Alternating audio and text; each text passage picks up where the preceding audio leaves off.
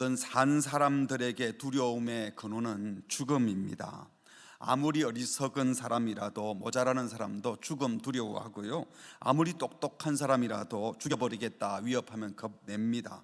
그 어떤 포악한 사람도, 그 어떤 권력을 가진 사람이라도 죽음을 겁내지 않은 사람 없습니다. 그 사람의 능력과 상관없습니다. 죽음이 두려운 것은 생명을 가진 자들의 본능입니다. 죽으면 모든 게 끝이다 생각하니까 하다 안 되면 확 죽어버릴까 이렇게 말하다가도 정작 누가 죽이려고 하면 큰일 날 뻔했네 하고 두려워 떠는 것이 인간입니다. 죽음의 권세에 매여 있기 때문입니다. 그런데 우리 예수님의 부활은 이 죽음을 죽여버린 사건입니다. 보통 죽은 시체와 산 사람 꽁꽁 묶어두면 시체가 살아나는 것이 아니라 산 사람이 죽음, 시체의 영향을 받아서 죽여버립니다. 그러나 우리 예수님의 부활은 생명의 권세가 사망의 권세를 넘어뜨린 초유의 사건입니다. 로마서 8장 2절에 보면 그리스도 예수 안에 있는 생명의 성령의 법, 생명을 주는 부활의 능력, 그 권세가 죄와 사망의 법, 죄와 사망을 가져오는 그 권세에서 저와 여러분을 해방시켰다고 했습니다. 예수님의 부활은 생명이 사망을 삼킨 사건입니다. 모든 삶의 가치, 삶의 질서를 송두리째 바꾸어 놓은 사건이 바로 부활입니다. 사탄은 매사에 죽음을 빌미로 우리를 위협하지만 부활신앙을 가진 성도들은 그 사탄의 위협에 넘어가지 않는 겁니다. 그래서 사탄은요, 끊임없이 부활이 사실이 아니라고, 부활은 지어낸 이야기라고, 그러니까 부활 신앙도 의미 없는 것이라고 자꾸 말할 겁니다. 그래서 사탄에게 붙들린 사람들은요, 이 부활의 사실, 역사성을 부인하려고 수많은 이론들을 만들어내었습니다. 도둑설이라는 게 있어요. 예수의 제자들이 예수님 시체 훔쳐 가놓고 헛소문 퍼뜨렸다는 겁니다. 그러나 예수님의 무덤은 2톤이 넘는 돌로 막혀 있었고 로마의 공식적인 인장으로 봉인되었을 뿐만 아니라 예수 시체 훔쳐갈지도 모른다는 소문이 이미 있어서 로마의 경비병들이 무덤을 꽁꽁 지키고 있었습니다. 거기다가 제자들은 무서워서 다 도망가 버렸는데 누가 감히 그 삼엄한 경비를 뚫고 그 무거운 돌을 움직이고 시체를 훔쳐갔겠습니까? 훔쳐갈 수도 없었지만 훔쳐갈 만한 사람도 없었습니다. 그래서 어떤 자들은 로마 당국자들이 부활 사기극을 염려해서 미리 시체를 치워버렸다라는 말도 합니다. 하지만 만일 부활의 소문이 막 났다 그러면은 그 부활이 거짓임을 증명하기 위해서 숨겨놓았던 시체를 꺼내놓든지, 혹시 그러지 않았다면 시체를 찾든지 해야 하지 않겠습니까? 그러나 그 어디도 예수님의 시체를 찾았다는 사람 없습니다.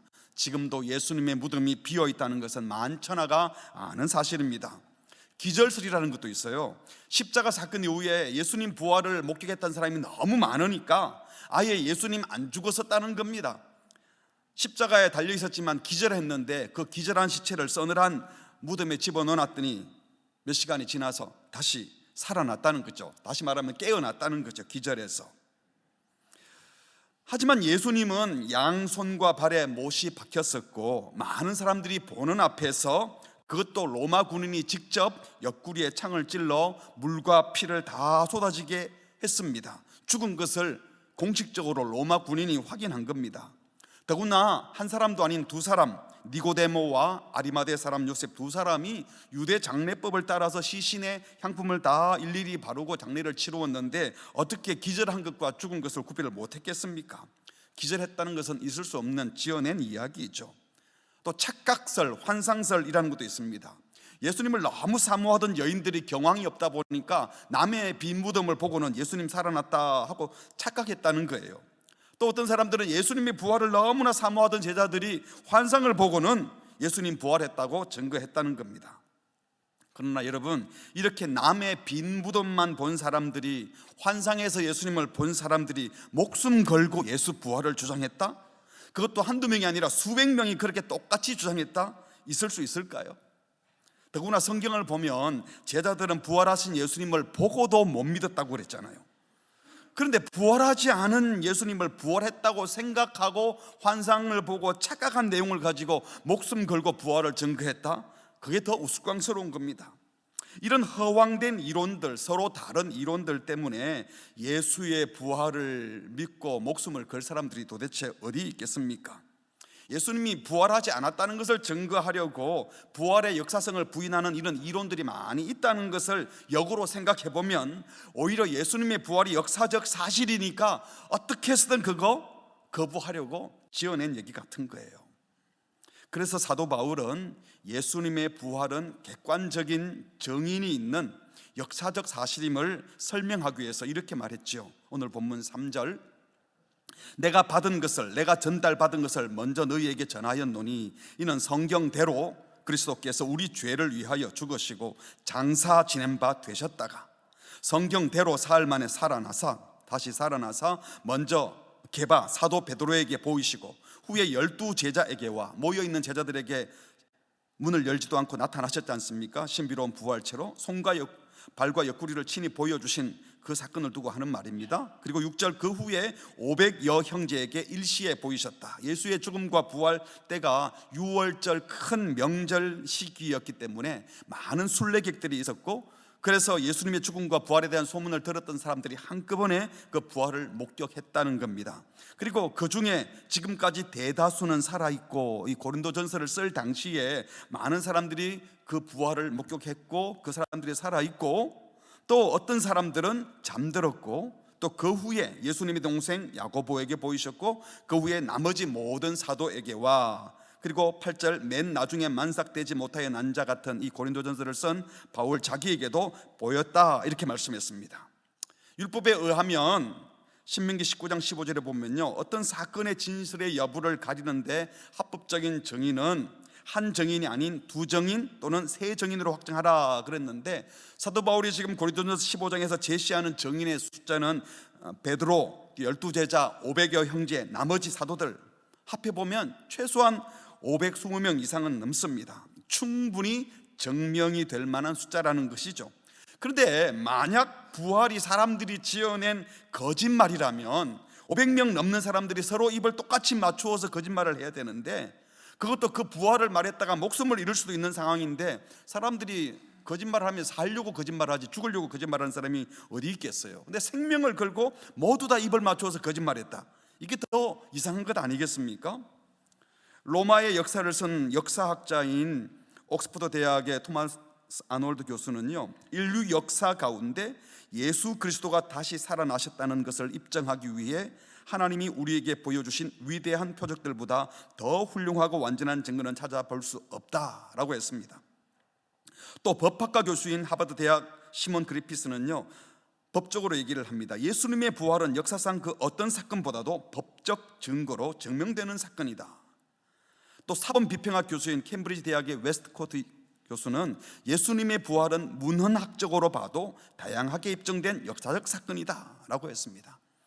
특별히 기독교를 철저히 혐오하고 비판하던 대학생 지도자였던 조시 맥도웰은요, 무려 1000시간 이상을 투자해서 예수님 부활을 부인하려고 열심히 연구했는데, 그것을 연구하다가 오히려 기독교를 도저히 논박할 수 없다는 사실을 알고 자기도 예수 믿는 신자가 되었다고 합니다.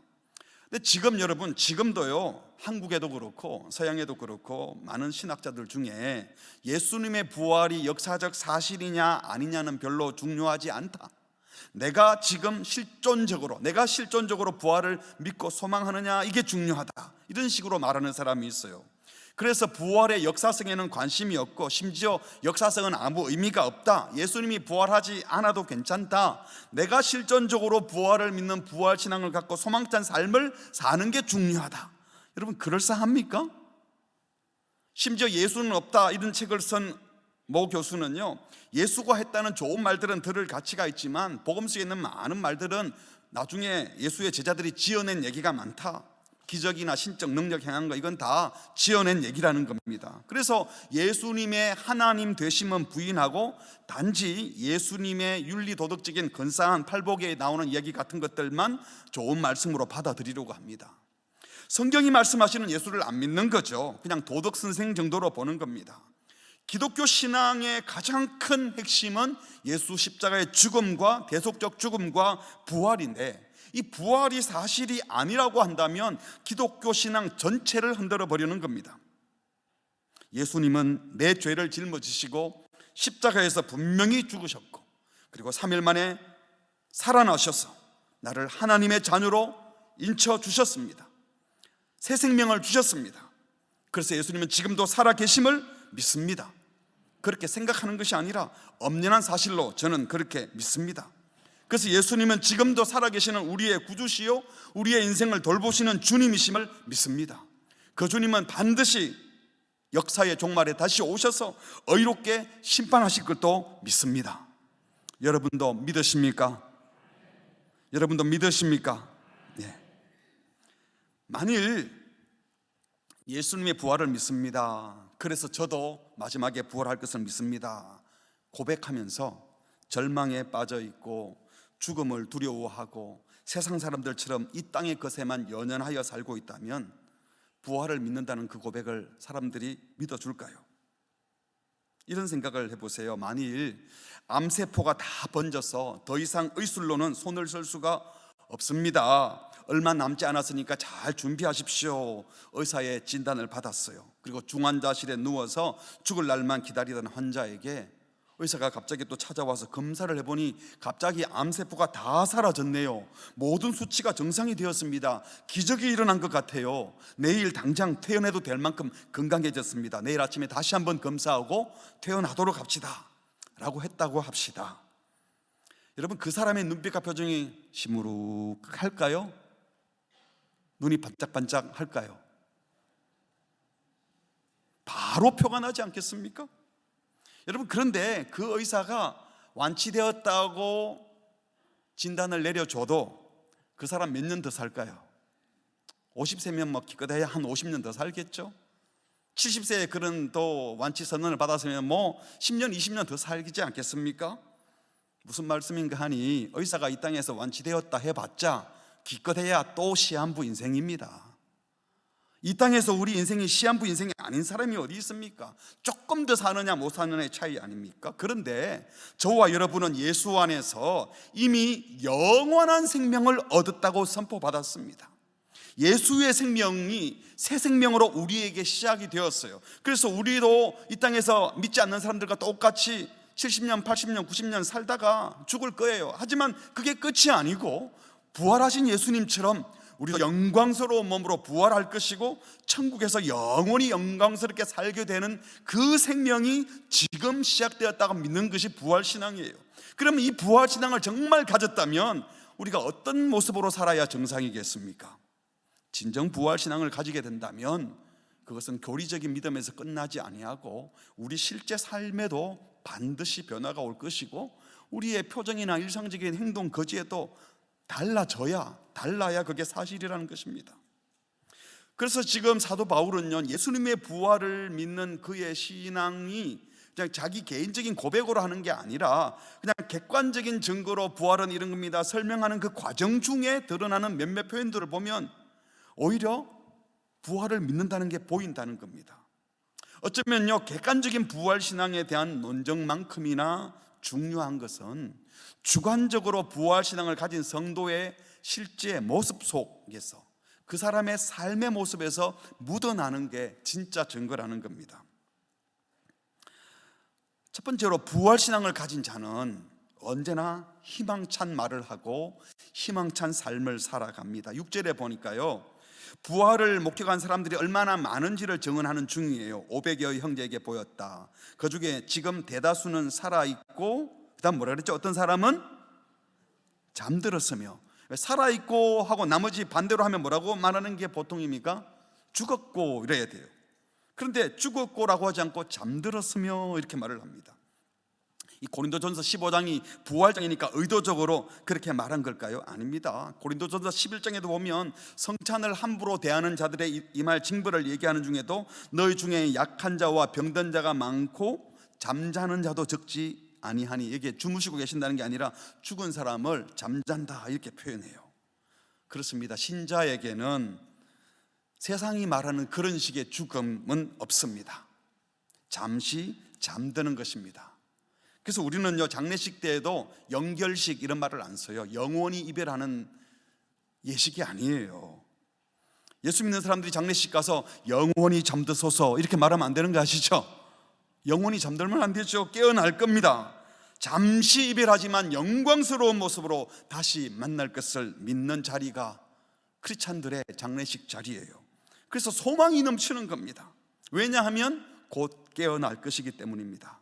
그래서 사도 바울은 데살로니가 전서 4장에 이 재림에 대한 얘기를 하면서요, 형제들아, 자는 자들에 관하여는 너희가 알지 못함을 우리가 원치 아니하노니, 이미 먼저 이 세상을 떠난 사람들, 이는 소망 없는 다른 이와 같이 슬퍼하지 않게 하려 함이라. 잠시 이별해야 하기에 슬퍼할 수는 있지만 세상 사람들과 같이 소망 없는 슬픔은 아니라는 겁니다. 슬프지만 소망 있는 슬픔이에요. 잠시 못 보니까 슬프지만 우리는 영원한 소망이 있다는 겁니다. 사도행전을 기록한 누가가 스데반의 그 순교 현장을 묘사할 때 이렇게 묘사합니다. 무릎을 꿇고 크게 불러 이르되 주여 이 죄를 그들에게 돌리지 마옵소서. 스데반이 예수님과 똑같이 용서의 기도를 하고는요, 이 말을 하고 누가가 뭐라고 기록했죠? 죽었더라 이렇게 말하지 않고 잔이라, 장엄한 순교의 순간을 묘사하면서 죽으니라 라고 하지 않고 잔이라 라고 했습니다. 성도는 반드시 살아난다는 것을 확신했기 때문에 그냥 지나가는 표현 속에서도 부활신앙이 배어나오는 것입니다. 그러므로 정말 부활신앙을 가진 성도라면 일상적인 우리 언어 생활에서부터 변화가 일어나야 돼요. 여러분, 늘 쓰는 표현 속에서 죽음에 짓눌린 사람들처럼 하는 표현이 사라졌으면 좋겠어요. 배고파 죽겠어, 힘들어 죽겠어, 괴로워 죽겠다, 죽으면 끝이야, 죽으면 그만이지, 이런 말 하지 마시기 바랍니다. 자신을 향하여서도 역시 난 안 돼, 나 같은 사람이 뭘 할 수 있겠어, 난 안 돼, 난 안 되겠어, 왜 나는 안 되는 것이 없지, 포기해야 되겠어, 이런 말도 싹 사라지기 바랍니다. 남들을 향해서도 맡아요. 넌 안 돼, 너 언제 인간 될래, 그래가지고 뭐가 될래, 올라가지 못하려면 쳐다보지도 마, 꿈만 커가지고 웃기는 소리 하지 마. 여러분 자녀들을 향하여, 여러분 지체들을 향하여 함부로 무시한 말 하지 마세요. 우리가 어떻게 그렇게 말할 수 있습니까? 낙심하지 마세요. 주님이 계시잖아요. 우리 생각을 초월한 주님의 또 다른 계획이 있을 거예요. 저도 곁에서 응원할게요. 더 힘내세요. 잘할 수 있어요. 많이 힘드시죠? 그래도 이 땅의 것이 전부가 아니잖아요. 더 좋은 거 주실 걸 기대하고 우리 힘차게 다시 한번 일어나 봐요. 악을 선으로 바꾸시고 모든 것을 합력하여 선을 이루시는 주님, 주님이 일하실 거예요. 이런 소망의 말이 우리의 일상의 언어가 되기를 주의 이름으로 축복합니다. 그래서 가족이 세상을 떠난 자리에도, 성도의 죽음 앞에서도, 큰 불의의 사고를 당한 것 같아도, 부도를 맞아 경제적 위기에서 앞이 캄캄하는 것 같아도 이게 전부 다가 아니기 때문에 함께 슬퍼해주고 함께 아파하지만 억지로 짜내는 조작된 소망이 아니라 진실로 하늘에 대한 소망, 분명한 소망, 천국에 대한 확신이 있어서 지나가는 말들 속에도 소망의 말이 묻어 나왔으면 좋겠습니다. 진실로 바라기는 이 세상은 죽음의 그늘이 드리워진 세상 아닙니까? 다들 죽을 것 겁내고 오래 살려고, 어쨌든 남아있는 이 생에서 어떻게 잘 살아볼까, 죽으면 끝이라 생각하니까 그래서 비관적인 말을 하지만 우리는 생명의 말, 살리는 말, 소망과 사랑의 말, 은혜의 말을 전해주셔서 죽어가는 세상을 살리는, 은혜를 나누고 베풀고 생명을 나누는 주인공들이 되시기를 바랍니다. 그래서 세상이 부활신앙을 가진 저와 여러분을 보고 미소 짓게 되고, 야, 저 사람은 저 상황에 어떻게 웃고 계시지? 내가 알기로 저 사람은 힘든 사람인데 무슨 소망이 있는 거야? 그래서 우리를 보다가 살맛이 났으면 좋겠습니다. 옆 사람과 이렇게 인사합시다. 당신 때문에 살맛이 나네요. 한 번 더 인사합시다. 당신을 보니 저도 살 것 같아요. 살 것 같다가 네 보니까 죽을 것 같아, 이러면 안 되잖아요. 살리는 자들이 되시기 바랍니다.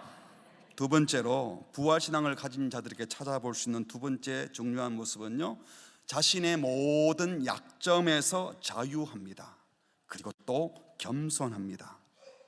인간의 상식과 이성을 초월한 초유의 사건인 이 부활 생명, 그 예수님의 생명이 우리에게 들어왔어요. 그래서 그 생명의 능력을 힘입은 자가 되고 나서 보면요, 예수님께서 어떻게 나 같은 사람들에게 이런 은혜를 주시지 감격스러워지는 겁니다. 그래서 바울이 오늘 본문에 보니까 부활에 대한 얘기를 하다가 8절에 맨 나중에 만삭되지 못하여 난 자 같은 내게도 보이셨느니라.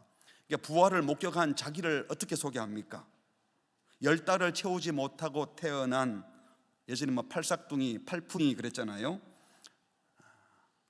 모자라는 사람이라는 거죠.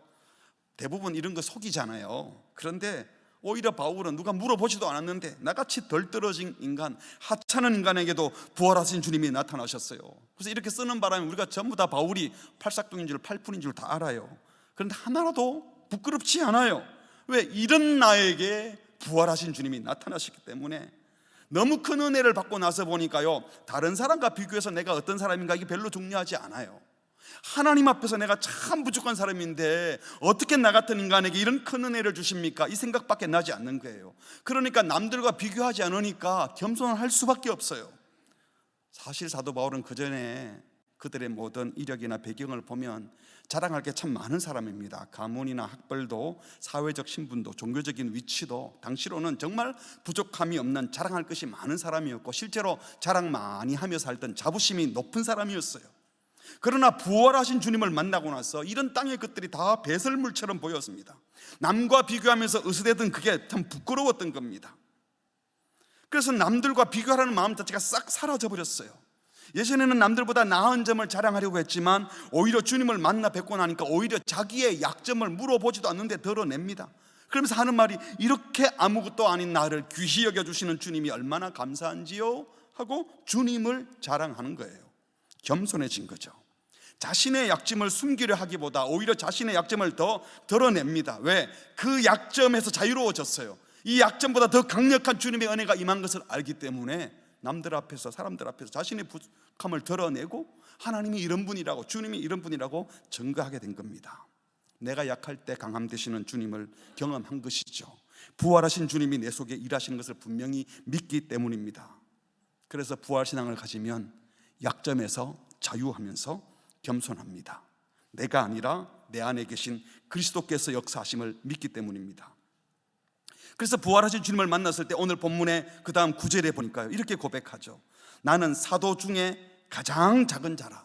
팔싹둥이라고 말한 바로 다음에 사도 중에도 작은 자라. 나는 하나님의 교회를 박해하던 사람이니까 내가 사도다 이런 칭함을 받는 것 자체가 너무 부담스럽고 죄송하다, 감히 사도라고 부를 사람이 아니다라고 말을 했어요. 그런데 7년쯤 지나서 로마 감옥에서 에베소에 편지를 보내면서 말하기를, 이번에는 성도들 중에도 나는 지극히 작은 자다, 더 작은 자다, 이런 작은 자에게 하나님이 은혜를 주셨다, 이렇게 고백을 했는데요, 2년이 좀 더 지난 이후에 인생 마지막에 가까웠을 때 감옥에서 디모데에게 이제 편지를 씁니다. 이때는 내가 전에는 비방자요, 박해자요, 폭행자였다. 기독교를 증거하는 사람들이 이단이라고 생각하고 그 사람들 잡아 죽이러 다니는 아주 깡패 같은 사람이었거든요. 그래서 15절 끝에는 죄인 중에도 내가 제일 상죄인이다, 이렇게 말을 했습니다.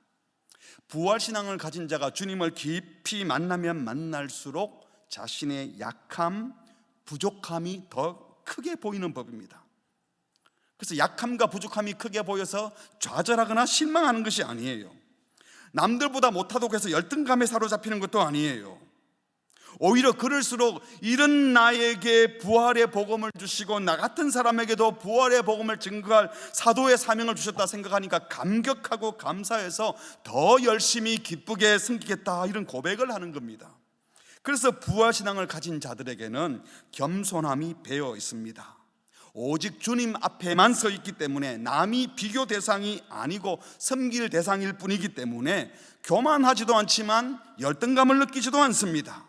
세상 사람들이 보통 실력 없으면요, 돈 많은 거 자랑하고요, 인격이 모자라면 집안 자랑하고, 가문이 안 좋으면 학벌 좋다고 자랑하고, 삶이 고달프고 힘들면 네 고생해봤나 고생도 모르면서 하고 자기 고생한 것도 자랑하고, 이것도 저것도 없으면 난 그래도 교회 열심히 다녀, 신앙은 좋아, 하여튼 뭐든지 어쨌든 누군가에게 자기를 어필하려고 자랑하는 이거, 부활신앙이 분명하지 않은 겁니다.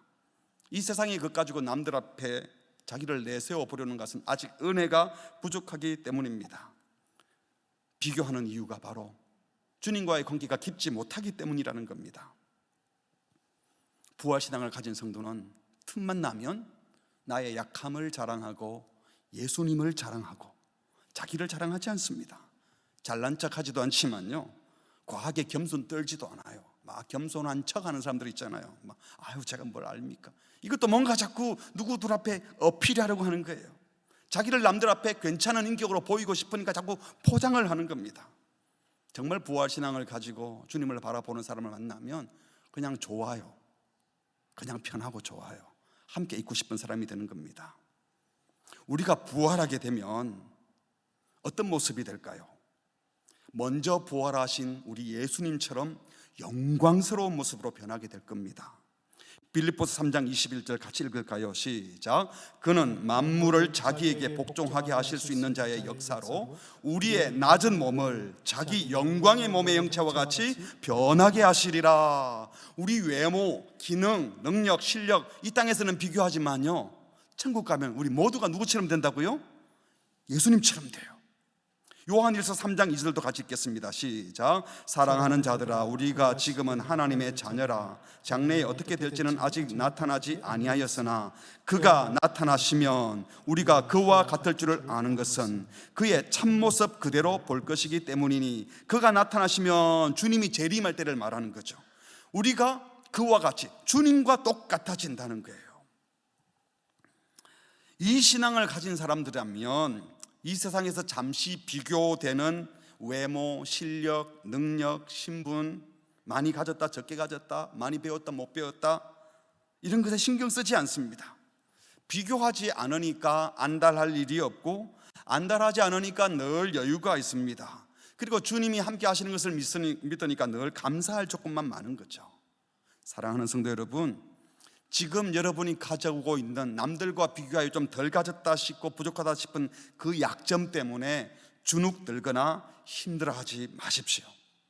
주님 앞에 서면 오히려 어쩌면요, 이 땅에서 많이 부족했던 사람들일수록 이야, 이렇게 변화시켜 주시구나, 주님 저를 이렇게 감사합니다 하고 더 영광스러운 모습에 더 많이 감격하게 될 것입니다. 여기서는 변화해도요, 조금 나아지고 조금 더 나아지는 것일 뿐이에요. 그렇지만 주님 다시 오실 때는 영화롭게 바뀌어 오실 것입니다. 그 기대와 소망으로 모든 약점에서 자유하시고 남들과 비교하는 일에서 자유하시며 더 겸손히 주님과 이웃을 섬기는 성도가 되시길 축복합니다. 한 번 더 인사하겠습니다. 오늘은 계속 인사할 거예요. 우리는 다 같이 영광스럽게 변화될 사람들입니다. 우리는 다 같이 영광스럽게. 제가 왜 이 다 같이를 강조하는 거면 너만 변화하기도 아니고 나만 바뀌는 것도 아니고 우리가 같이 변화될 것이기 때문에 우리가 아무도 비교하지 않고 함께 영광스러워질 거라는 거예요. 약하신 분들이 그 은혜가 더 클 겁니다. 그런데 이렇게 자신을 지극히 작은 자다, 약점이 많은 자다, 겸손히 말한다고 해서 결코 사람들 앞에서 기가 죽거나 주눅든 모습은 아니에요. 왜 그런가 하면 10절에 보니까 바울이 이렇게 말해요. 같이 합니다. 시작. 그러나 내가 나 된 것은 하나님의 은혜로 된 것이니 내게 주신 그의 은혜가 헛되지 아니하여 내가 모든 사도보다 더 많이 수고하였으나 내가 한 것이 아니요 오직 나와 함께 하신 하나님의 은혜로라. 10절을 잘 보시면요, 나의 나 된 것, 이게 하나님의 은혜로 된 것이다. 또 그의 은혜, 하나님의 은혜가 헛되지 않다. 그래서 내가 수고 많이 했지만 이건 내가 아니고 하나님의 은혜다. 계속 강조하는 게 뭡니까? 내가 어떤 존재다라고 말하긴 하지만 은혜 받은 나라는 겁니다. 이렇게 부족하고 못난 제가 하나님의 복음을 전한 자가 된 것은 다 하나님이 주신 은혜다, 이렇게 고백하는 거예요. 이 고백 속에는 하나님의 은혜를 받은 나, 하나님의 사랑을 받은 나, 하나님과 관계된 나라는 높은 자존감이 담겨 있어요.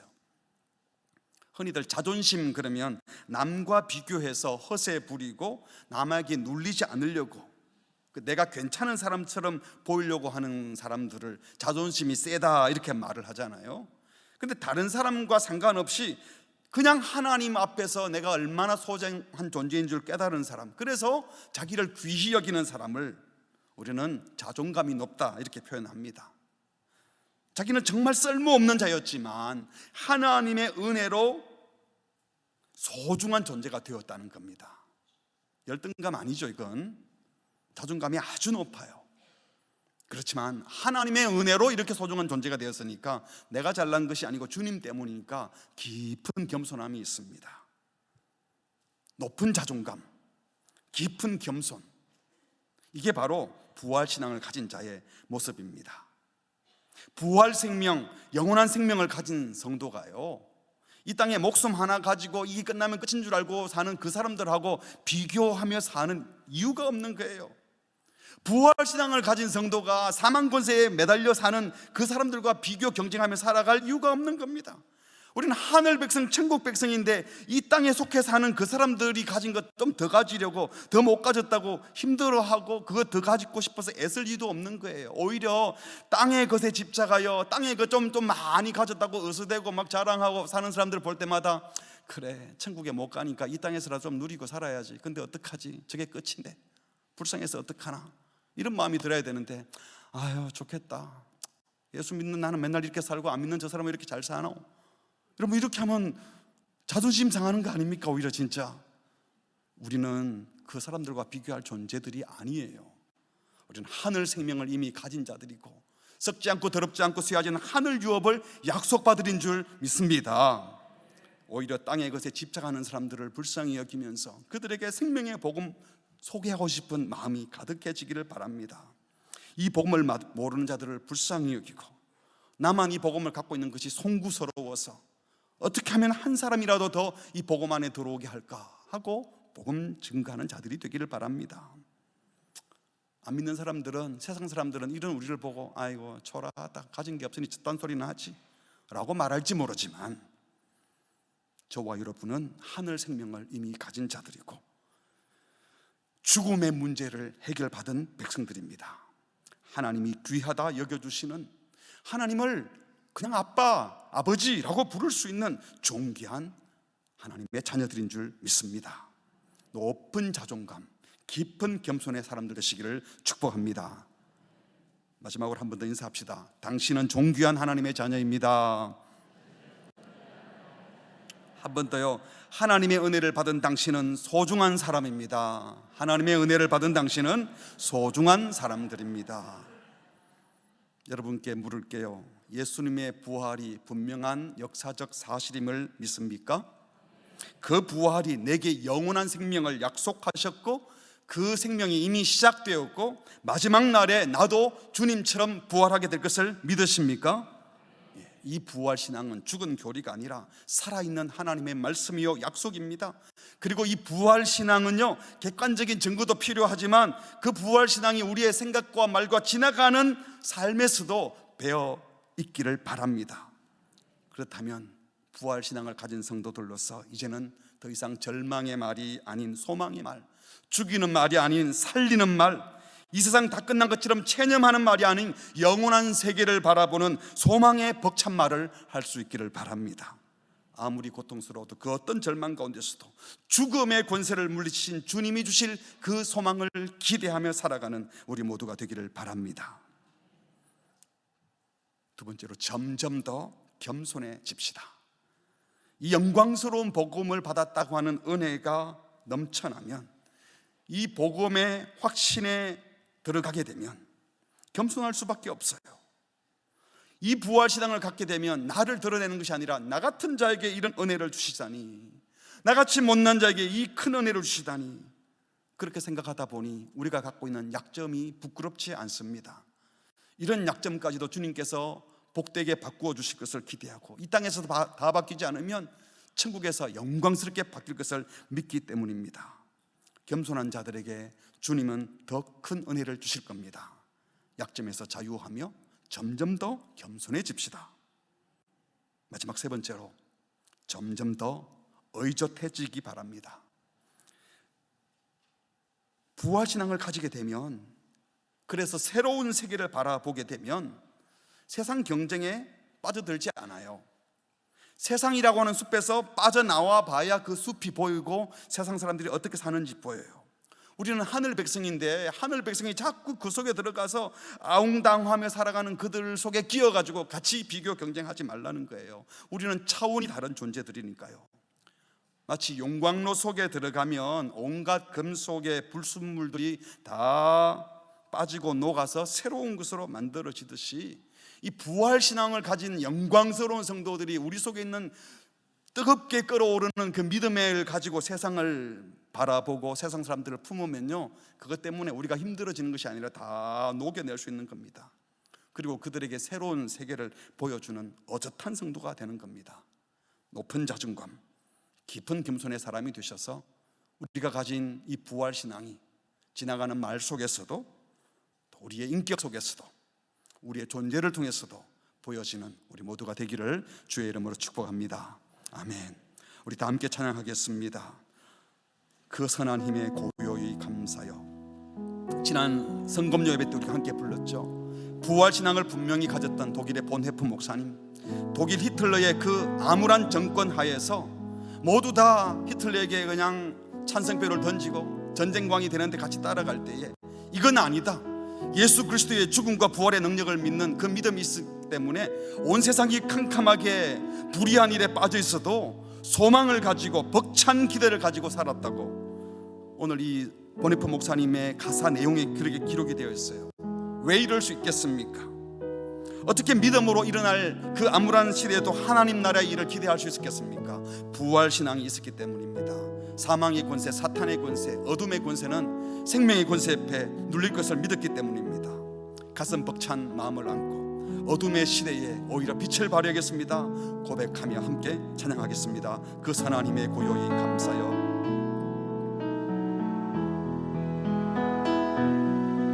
그 선한 힘에 고요히 감사여. 그 놀라운 평화를 누리며 나 그대들과 함께 걸어가네.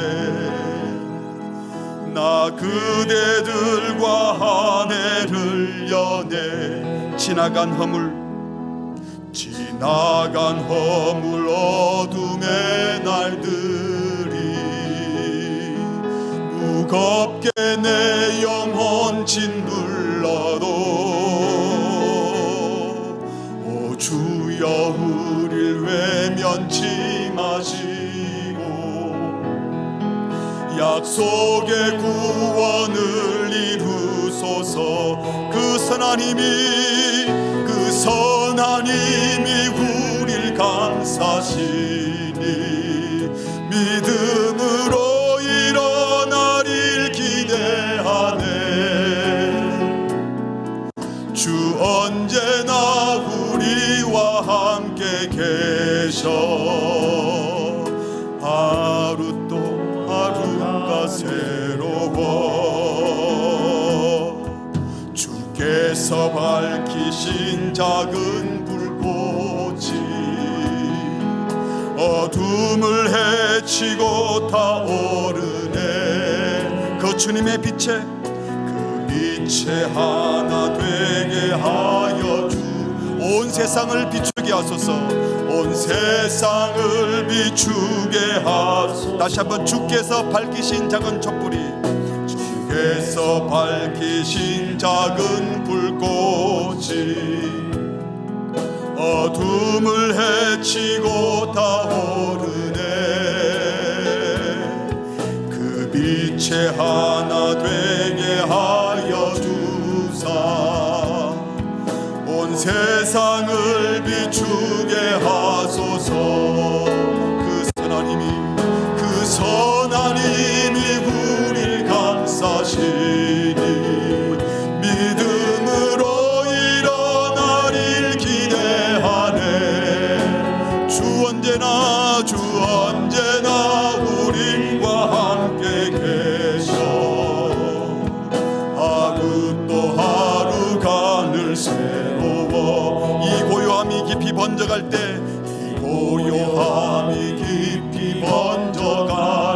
저 가슴 벅찬 노래 들리네. 가슴 벅찬 노래 들리네. 다시 하나가 되게 이끄소서. 주님의 빛이 빛나는 이 밤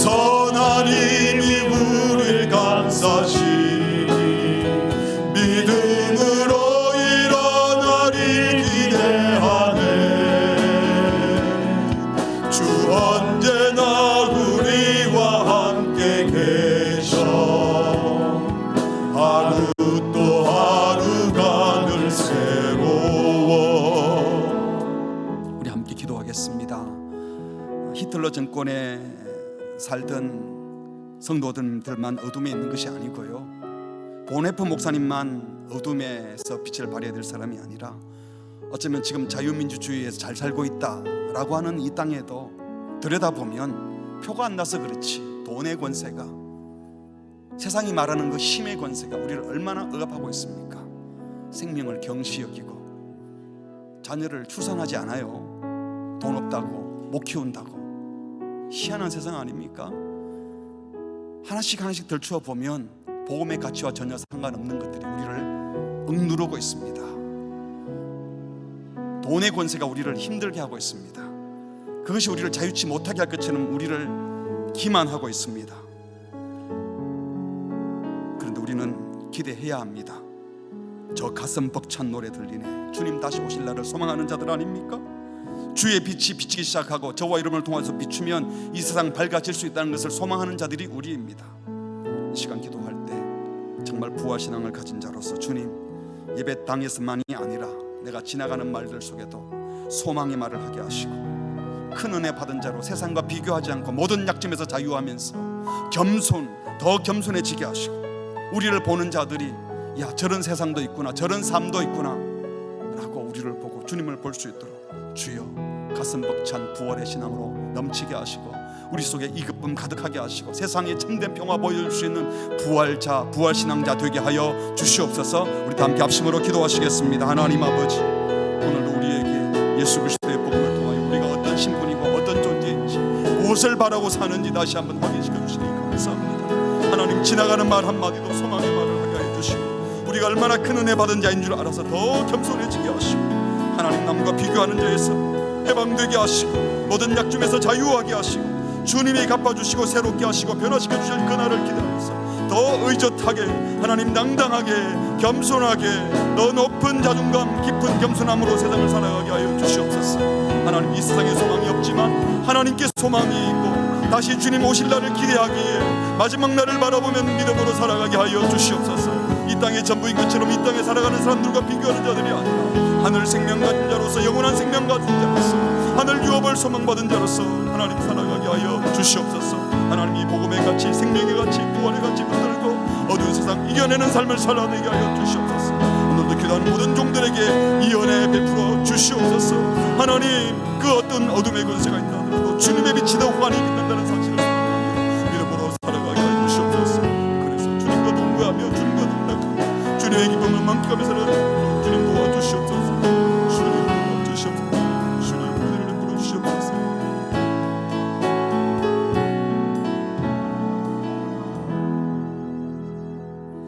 사망 권세, 어둠의 권세, 죄악의 권세를 깨뜨리시고 부활하신 주님의 이름을 찬양합니다. 예수님의 부활이 우리의 부활을 보장하고 주님 다시 오실 때 우리는 주님처럼 변화될 것을 믿습니다. 하늘 생명 가져 있고 하늘 유업을 상속받은 자들인데, 이 땅의 전부인 것처럼 살아가는 인생들과 이 땅의 생명 하나만 가지고 살려고 하는 자들과 비교 경쟁하며 살아가는 어리석음에서 빠져나오게 하여 주시옵소서. 모든 약점에서 자유하게 하시고 세상 것과 비교하려는 모든 마음을 싹 지워주시고, 오직 주님 앞에서 더 겸손하면서도 높은 자존감 가지고 의젓하게 살아가는 하늘 백성, 천국 백성, 부활신앙 가진 신자들 되게 하여 주시옵소서. 예수님의 이름으로 기도합니다. 아멘.